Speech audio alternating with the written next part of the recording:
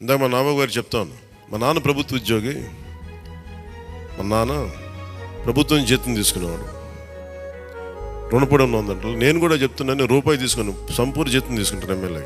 తర్వాత నేను ఇవ్వాల్సింది ఇచ్చేస్తాను, అది పెద్ద పట్టించుకుని. కానీ ఎందుకు తీసుకుంటానంటే ఆంధ్రప్రదేశ్ ప్రజల సొమ్మును తింటున్నా ఆ బాధ్యత అనుక్షణం గుర్తు చేసుకోవడానికి.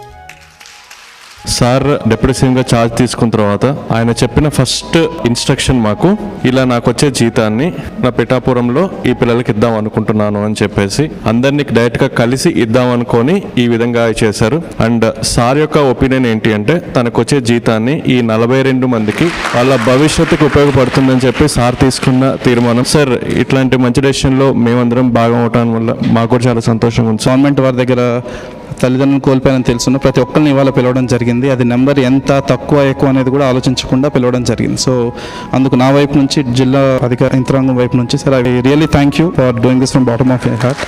ఆ రోజు నేను అనుకున్నది ఏంటంటే, ముందు నేను ఎమ్మెల్యేగా గెలిచి డిప్యూటీ సీఎం పదవి తీసుకున్నాక, బాధ్యతలు తీసుకున్నాక జీతాలు తీసుకొని అది ఎవరికి ఖర్చు పెట్టాలి, చదువుకుంటున్న మీకు, తల్లిదండ్రులు కుటుంబం ఇవన్నీ దూరమైన మీకు, అది మీ భవిష్యత్తుకి ఏదైనా ఉంటే చాలా చాలా బాగుంటుంది అనేది నాకు అనిపించింది.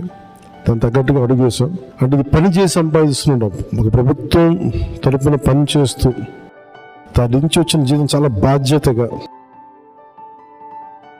నాకు మీరిచ్చిన అధికారాన్ని తిరిగి తద్వారా వచ్చిన డబ్బుని తిరిగి ఏ పిఠాపురం అయితే నన్ను గెలిపించడానికి కారణం అదే పిఠాపురం భవిష్యత్తుకు, మీరందరూ పిఠాపురం భవిష్యత్తు ఇక్కడ ఉన్న పిల్లలందరూ, సో మీ భవిష్యత్తు కోసం నేను దీన్ని తిరిగి జీతాన్ని ఇచ్చేస్తున్నాను.